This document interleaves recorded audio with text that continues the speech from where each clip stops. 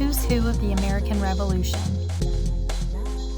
During the Revolutionary War, which spanned a period of 8 years from 1775 to 1783, there were two sides, the British and the Patriots, but in reality it was a bit more complicated than that.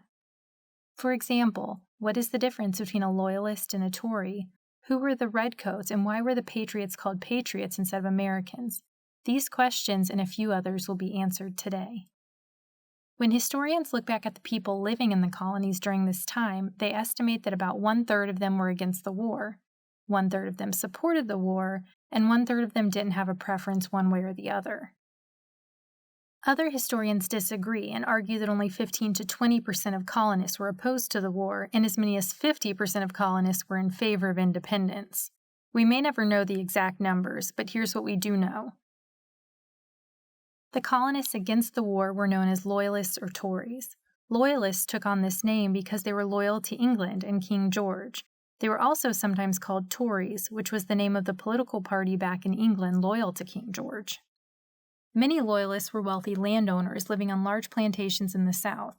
They were doing well financially under the colonial system, so they saw no reason for change.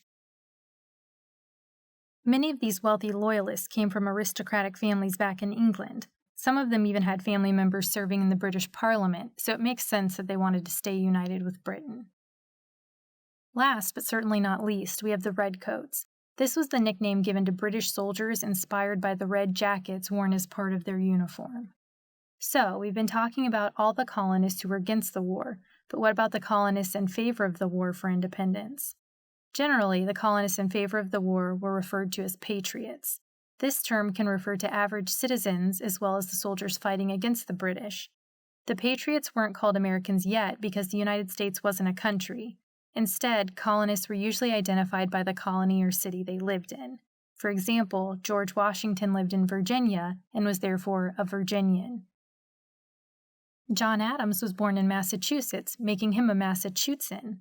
Benjamin Franklin was born in Boston, making him a Bostonian, then moved to Pennsylvania, making him a Pennsylvanian.